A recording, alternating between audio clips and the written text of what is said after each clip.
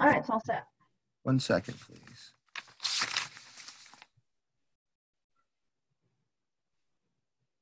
I have a, oh, okay, I'm good. All right, so the meeting of the elevator installation, repair and maintenance work examining board will now come to order. Anyone in it, state your name for the record. Are we going to do that or can we skip that? That might be a good idea. I'll start. Karen Lehman, DCP. Richard Hurlbert, DCP. Janita Hamill, DCP.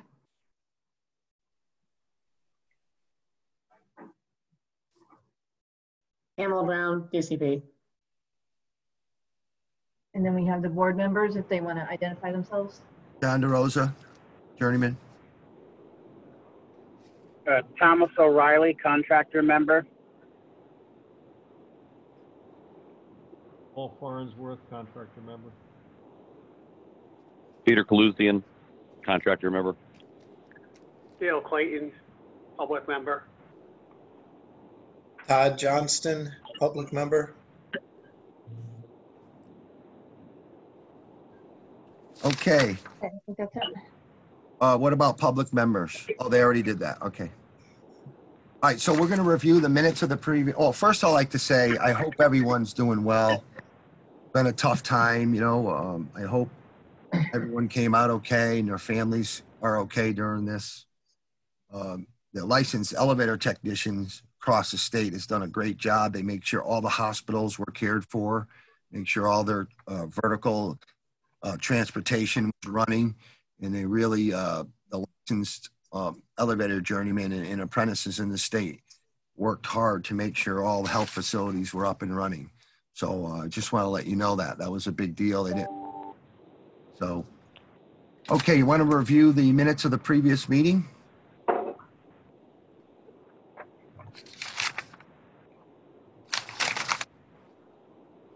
And as soon as someone's ready to make a motion to accept or reject or modify, just speak right up.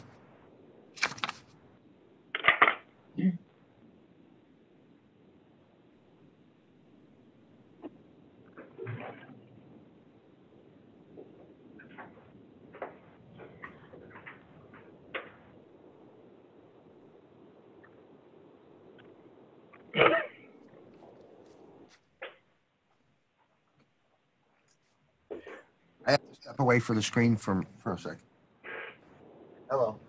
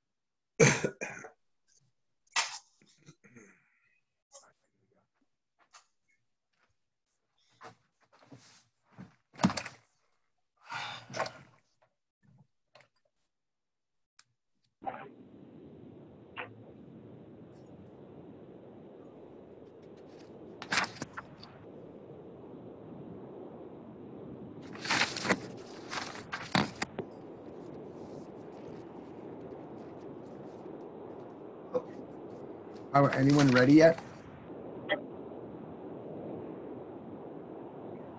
There's a lot of people that have their mics off. Maybe they're not sure. Maybe they didn't realize. Is there a motion to accept the minutes as read? John, I'll make a motion, Peter Kaluzian, to accept the minutes from March 12th, 2020. I'll second it. Todd Johnston. Seconded. Okay, any questions? All in favor of accepting the minutes as read? Say aye. Aye. Aye. Aye. That's going to be really rough to do it that way. Why don't we say our name John DeRosa, aye. Todd Johnston, Thomas. aye. Thomas O'Reilly, aye. Peter Kaluzzi and I. Dale Clayton, aye. Paul Farnsworth, aye. Okay, opposed? Abstentions? Okay, we're good, Karen. Okay. Okay, we have a DCP investigation, a complaint status report. I had emailed it to everybody and Pam and Janita are here if they want to speak on it. Yes, Janita will be presenting the report today. My name is Pamela Brown, Director of Investigations. I'll turn it over to Janita. Hi, this is Janita Hamel, Supervising Special Investigator with Investigations.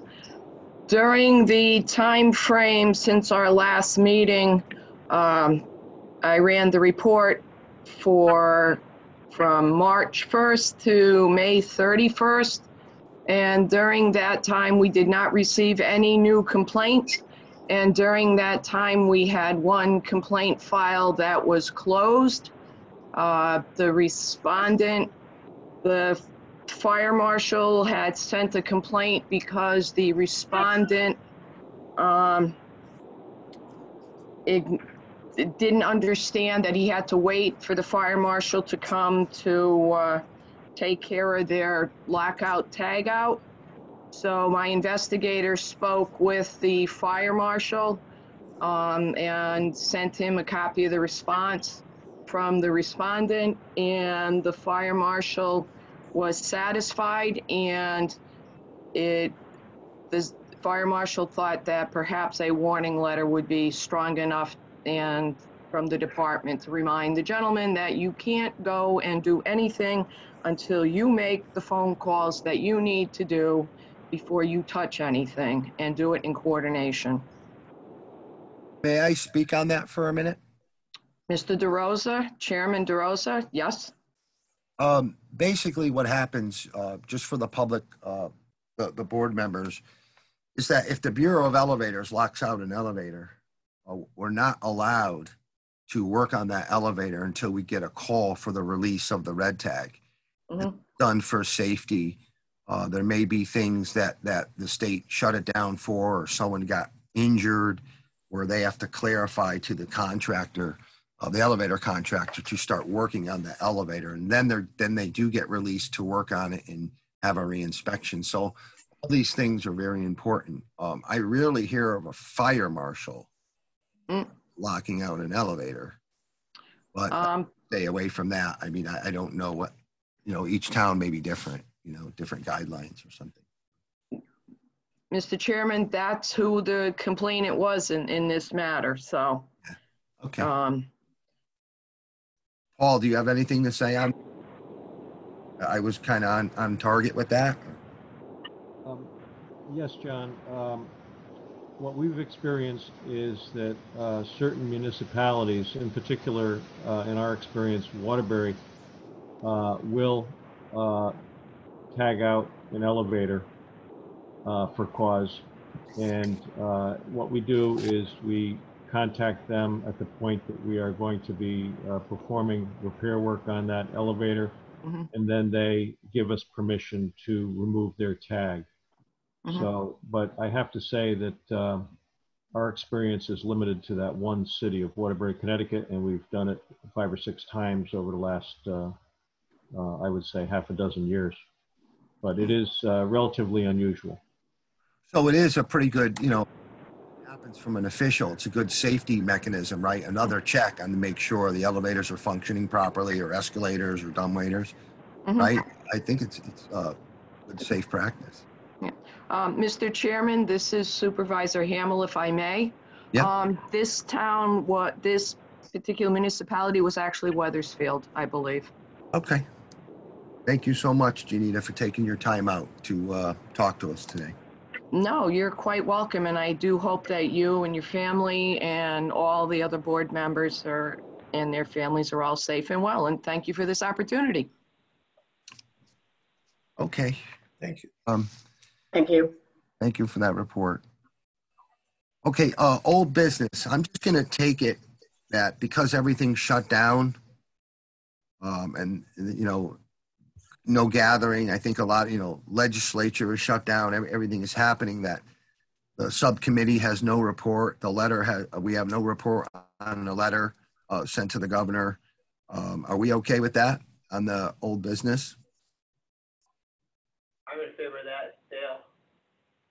Okay, but with some old business, we asked to have DCP send a letter on our strong opposition to third-party inspectors, and we had some additional information at the last meeting on what's been happening and the dangers of that with a report from New York, and they found some serious issues with inspections not being done through third party and some bad stuff. Has that been sent? And DCP send that to the committee chairmans? Are you referring to old business number 2? Old business. We're in old business. I'm bringing up some old business. Right, yeah, yep.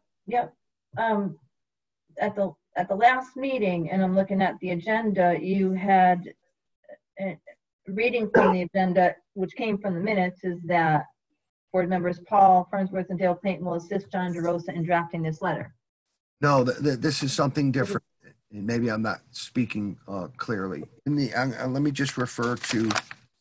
That's why it's old business number 2. That's why I was wondering if that's what you're referring to, or if you're referring to something else. I just added an old business item. Okay. And okay.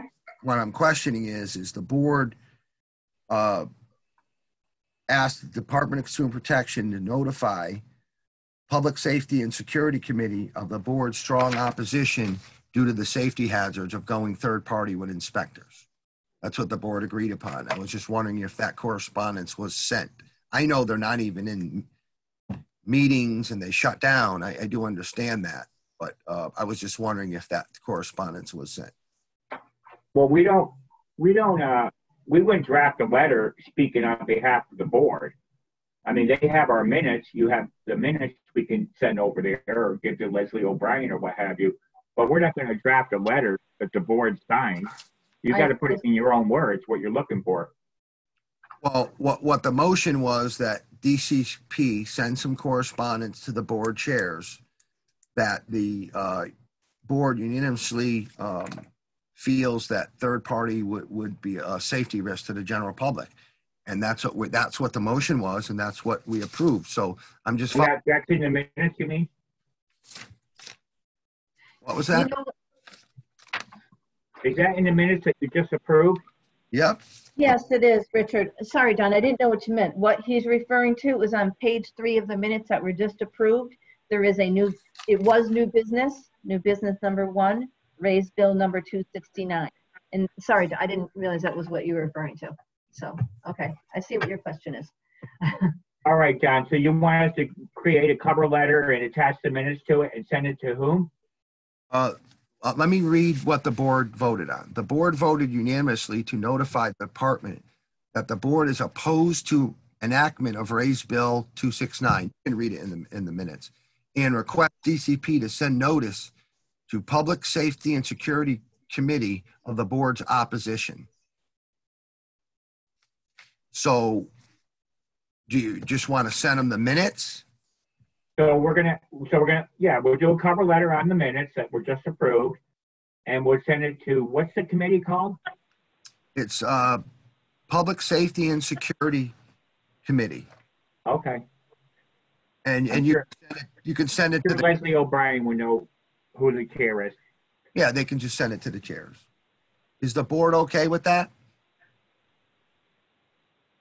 I mean, we already made the motion. I'm just following up to see if it was done. Thank you, Richard. All right. So we're back at old business.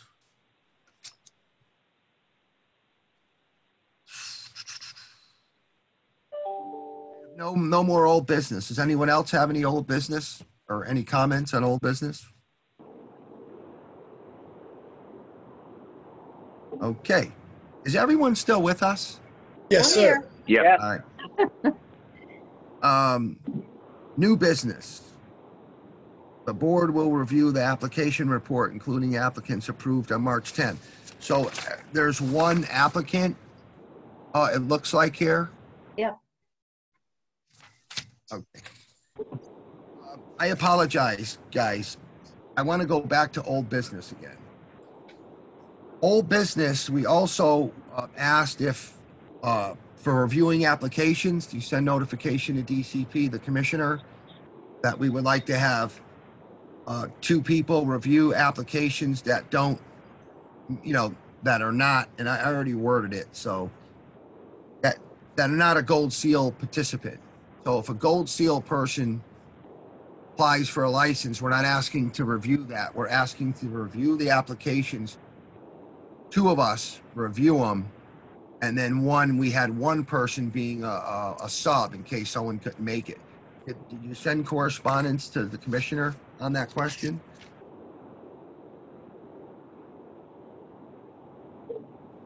To Richard. That was in your last minute? Yes, it was. All right, well, now that they're approved, we'll forward it to the commissioner with a cover letter indicating that portion. And again, I believe everyone, that's in the minutes, correct? So he can just take it from the minutes, I believe. Got to make sure it's in there, guys.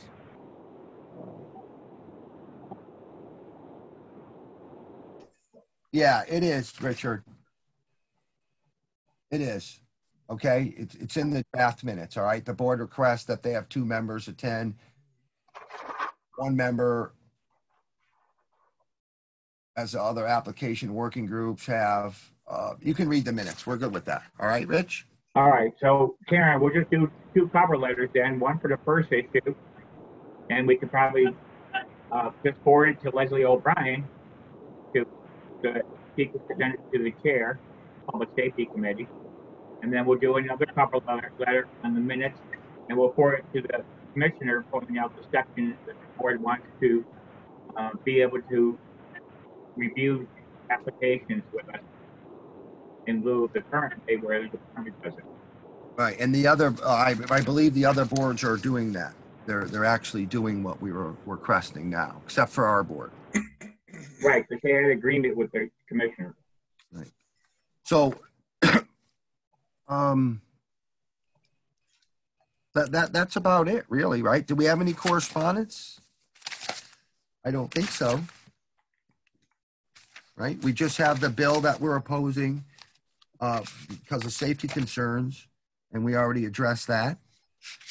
And is there any other comments? Pardon me, John, you had mentioned about the application. Did we want to talk about the report? Oh, yes.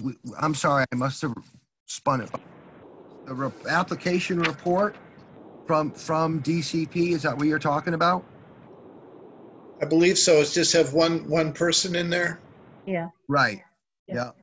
Amateur Salvatore, R2 Unlimited Journeyman. If you want to know, I know that just because I know this individual completed the appropriate bona fide apprenticeship program, certified with DOL, and completed his program, and then must have applied for a license. I know that, with the PSI being shut down, there was quite a bit.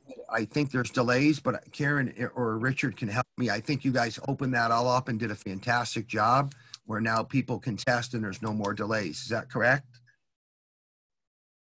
I believe so. Yeah, Richard, they are. They're all being rescheduled, and persons that lost the X number of days during the shutdown are getting additional days added to their time allowed to test.